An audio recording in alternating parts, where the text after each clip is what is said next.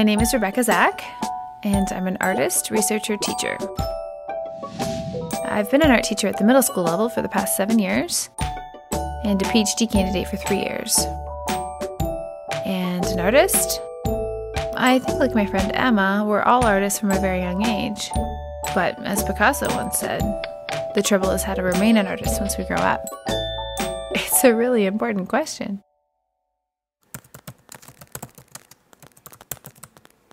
We've all agreed, nonetheless, on the extraordinary capacities that children have. And my contention is all kids have tremendous talents, and we squander them pretty ruthlessly. The result is that we are educating people out of their creative capacities. What a scary thought. Researchers define creativity in slightly different ways, but the common thread is that it involves developing something unique and novel, and relevant and useful. The process of having original ideas that have value. So considering we live in a world today marked by things like rapid technological innovation, social media, shifting global economic powers, overpopulation, climate change, student disengagement, etc., it's arguably now more important than ever that we determine how to best foster creative capacities, not squash them. We need unique, novel, relevant, useful solutions to address problems and to capitalize on opportunities moving forward. The abilities that now matter most are abilities that are characteristic of the right hemisphere. Artistry, empathy, inventiveness, big picture thinking. Those kinds of abilities have become really the first among equals in a whole range of businesses, a whole range of professions.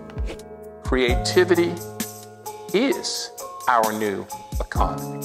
And it's something we have to harness, we have to cultivate, we have to take great care of.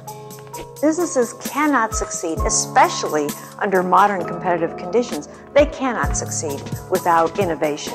And innovation depends on creativity.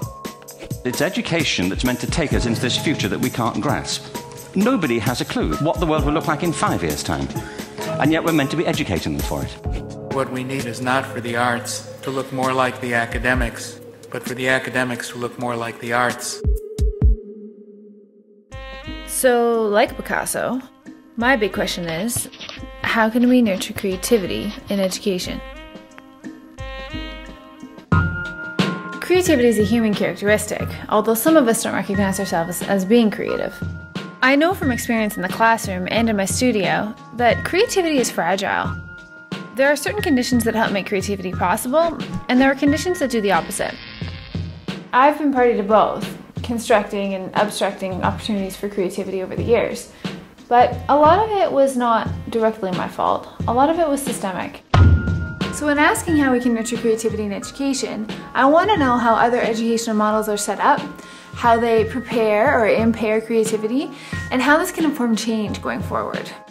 I went to a mainstream school, so I am in part a product of the mainstream system.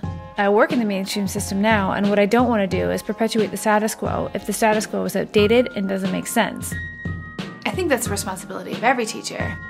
We all aim to do better as we grow as teachers. This is an area that I've identified based on who I am and my area of practice that I want to investigate further. For Emma's sake, for my own kids one day, and for everyone's sake. I see myself as a child advocate, so in my practice as an artist, researcher, teacher, I confront the politics of education to give voice to issues that affect kids. And for me, voice is something that's best transmitted through the visual image and disseminated online. Art's an amazing vehicle for inquiry, for asking questions, for connecting us to ideas through emotions, and for uncovering understanding. It alters perspectives, it transforms minds and hearts, it makes change. Art is the best agent of change.